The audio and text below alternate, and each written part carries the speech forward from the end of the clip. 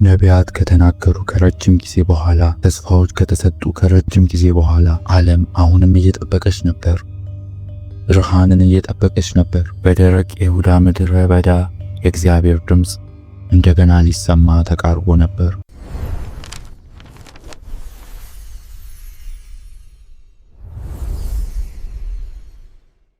ከከተማዎች ከቤተ መንግሥት ርቀው በአፈርና በድንጋይ ምድር አንድ ሰው በምድረ በዳ ይኖር ነበር። ስሙ ዮሐንስ ነበር።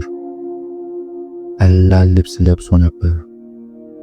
ልቡ በአንድ መልእክት ተቃጠለ።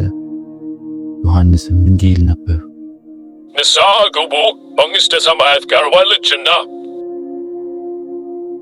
ሰዎች ከየትኛው ቦታ ይመጡ ነበር? ሀብታሞች፣ ድሃዎች፣ ወጣቶችና አዛውንቶች ኃጢአታቸውን እየተናዘዙ አዲስ ጅማሬ እየተናዘዙ ወደ ዮርዳኖስ ይገቡ ነበር። ዮሐንስም ለሕዝቡ እኔ በውሃ አጠምቃችኋለሁ፣ ነገር ግን ከኔ በኋላ የሚመጣው በእሳት ያጠምቃችኋል፣ ጫማውን ልፈታ ራሱ አይገባኝም ይል ነበር። ሕዝቡም ያዳምጠው ነበር። አየሩ በጉጉት ተሞላ። አንድ ሰው እየመጣ ነበር። አንድ ጸጥ ያለ ቀን ከሕዝቡ መካከል አንድ ሰው ወደ ወንዙ ቀረበ። በኃይል አልነበረም፣ በትሕትና ተመላለሰ። ይህ የናዝሬቱ ኢየሱስ ነበር፣ የእግዚአብሔር ልጅ። እንደ አገልጋይ እየተመላለሰ ዮሐንስን ተመለከተው። ዮሐንስም በአንተ መጠበቅ አለብኝ፣ አንተ ወደ እኔ ትመጣለህን? ይሄ ለእኔ አይገባኝም አለው። ዮሐንስ ቅድስናን አወቀ፣ ንጽሕናንም አወቀ። ኢየሱስ ግን ሊያገለግል አልመጣም፣ የእግዚአብሔርን ዕቅድ ለመፈጸም መጣ። ኢየሱስም መጥምቁ ዮሐንስን እንዲያጠምቀው ጠየቀ። ዮሐንስም ይሄ ለእኔ አይገባኝም አለ። በመጨረሻም ዮሐንስ በመታዘዝ ራሱን አዘነበለ። ኢየሱስም ወደ ዮርዳኖስ ወንዝ ገባ። ውሃው የውሃውን ፈጣሪ ነካው።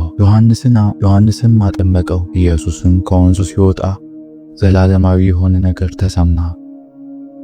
ሰማያትም ተከፈቱ፣ ብርሃን በሰማይ ፈነጠቀ፣ መንፈስ ቅዱስም ወረደ።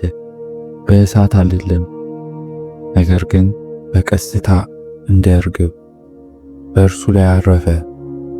ሰላም አየርም ሞላ፣ ወንዙም ጸጥ አለ። ከዚያም ድምፅ ከሰማይ መጣ፣ እግዚአብሔር ድምፅ ተሰማ። ይህ የምወደው ልጄ ነው፣ በእርሱም ደስ የሚለኝ ነው አለ። ሥላሴዎችም ተገለጡ። አብ ሲናገር፣ ወልድ ቆመ፣ መንፈስ ቅዱስም ሲወርድ። ሕዝቡም በፍርሃት ቆመ። እያንዳንዶቻቸው በጉልበታቸው ተንበረከኩ። አንዳንዶቹ አለቀሱ፣ አንዳንዶቹ ገና አልገባቸውም። ሰማይ ግን ተናግሮ ነበር። መሲህም ተናገረ። ኢየሱስም ከውሃው ወጣ፣ ዘውድም አልጫነም፣ ተቀባ እንጂ። ይህ መጨረሻ አልነበረም፣ መጀመሪያ ነበር። የተልእኮ የመጀመሪያ፣ የተስፋ የመጀመሪያ፣ ለዓለም የመዳን መጀመሪያ። ከዮርዳኖስ ወንዝ እስከ መስቀሉ ወደ ትንሣኤው መንገድ ተጀምሯል።